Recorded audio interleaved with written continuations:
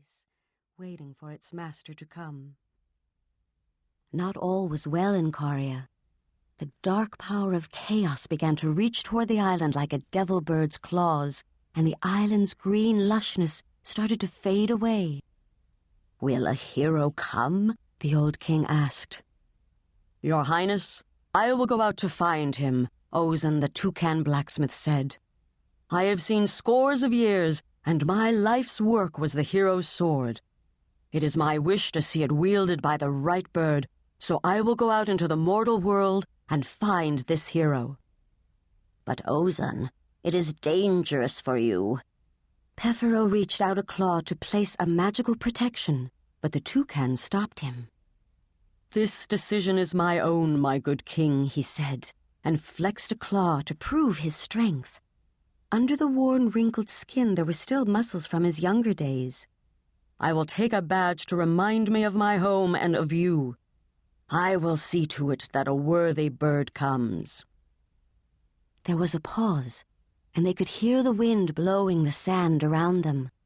The toucan's blue-lidded eyes were shining. "Very well, Ozan. You may go." Who loses and who gains is settled within a flap of the wings. From the Old Scripture. Chapter 1. Loss.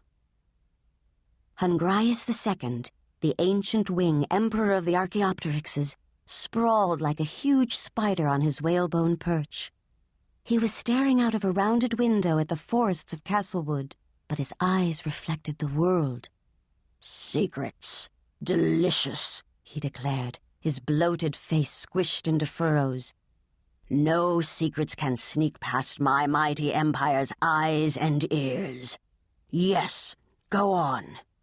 Down the great golden hall of the Sun Palace, the rows of plumes on the leather headgear of his knights all dipped forward as the subjects leaned in to listen.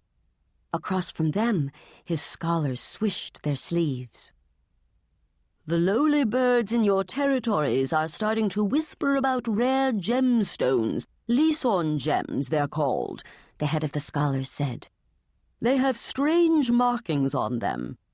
It is said they come from the sky and have something to do with a hero. One in particular, our sources reveal, seems to hint at when the hero will come, sometime in 3 years. The members of the court gasped. The scholar spread the claws of 1 foot wide in wonderment, then closed them abruptly. He pointed at a ragamuffin twitching beside him. "I have found a witness, Your Majesty." "Speak." "Yes, Your Majesty," the young archaeopteryx said.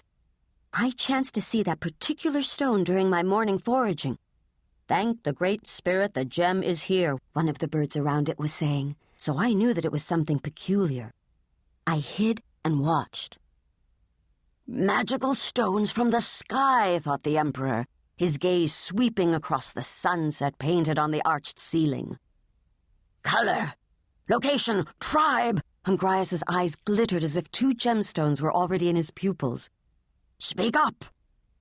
"Beautiful orange it was, Your Majesty.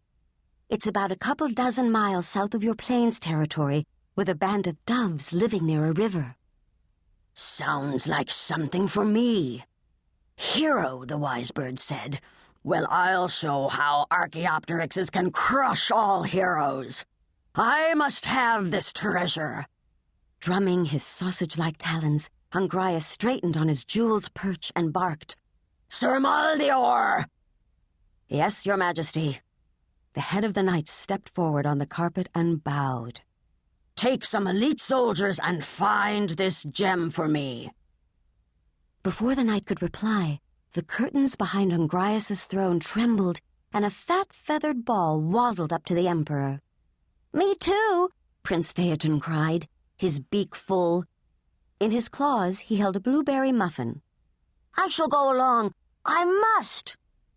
"You're young. Battles are not for you." "But I must. I want to learn how to fight. Please, Father." The prince begged, crumbs on his beak. Hungrius' tiny eyes flitted shut. Then he huffed and said, "Sir Maldeor, I entrust my son to you."